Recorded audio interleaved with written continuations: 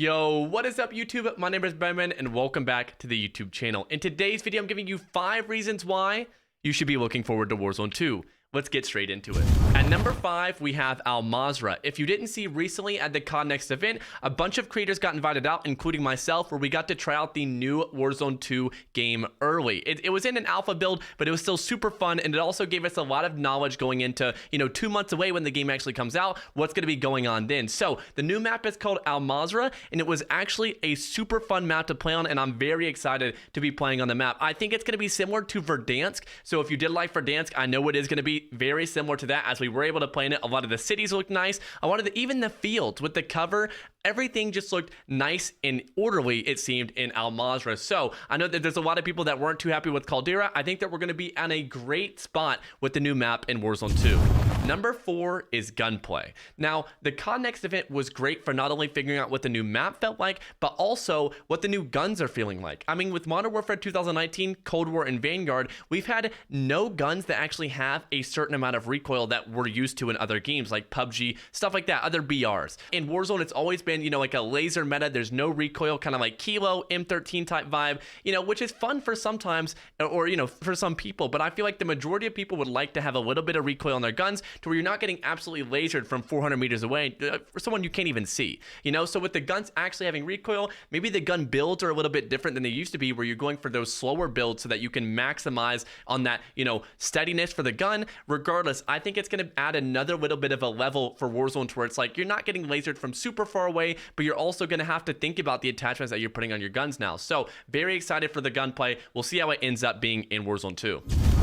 At number 3, we have inventory management. I pulled my Twitch chat when we were talking about making this video, so I can kind of know what people were looking forward to, what people weren't looking forward to with Warzone 2, and I'm surprised no one has brought this up, to be honest. With inventory management in Warzone 1, all you've been able to run is 1 lethal or 1 tactical. You can't have 2 in the same section. So you can't run smokes with a stim or flashes with stuns. But in Warzone 2, it looks like you're going to be able to run, a smoke with a stim, with a flash, with a stun, if you have enough room in your backpack, which I think is super cool, because you're going to be able to pick, either 4 stims or maybe 2 smokes and 2 stims, depending on, there's going to be essentially metas when it comes to tacticals and lethals, where you get to think about another part of the game, which just adds more depth. I think that, anybody could be a fan of this, where if you really like smokes, you can run more smokes than normal, or you can run 2 smokes and 2 flashes. Whatever you want to run, you can run in Warzone 2, which is why I definitely think that inventory management is going to be a massive part in the new game.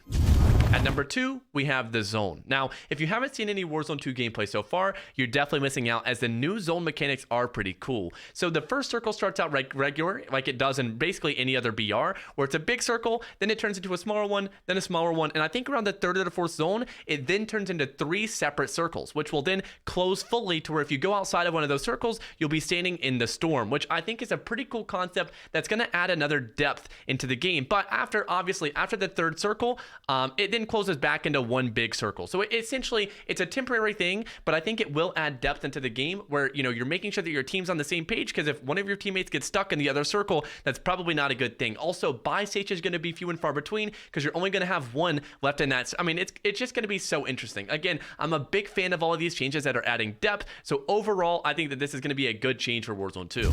At number 1, we have proximity chat. And honestly, I think that this is one of those things that can speak for itself. Just check this clip out from the COD Next event. Yeah, they're out. How many? Left side. I only see Probably one. 2, bro. They won't let me buy you. Got one. Breadman. 30. 5 gifted. 5 gifted. Bro. 30. Get out of here, dirty. I'm Five gifted right now. Pay up. Did he say anything? No. Let's kill the bounty. Oh wait, you guys couldn't hear him? He was saying Breadman. Yeah. Where, in the building? Yeah, they marked the building. Oh, corner.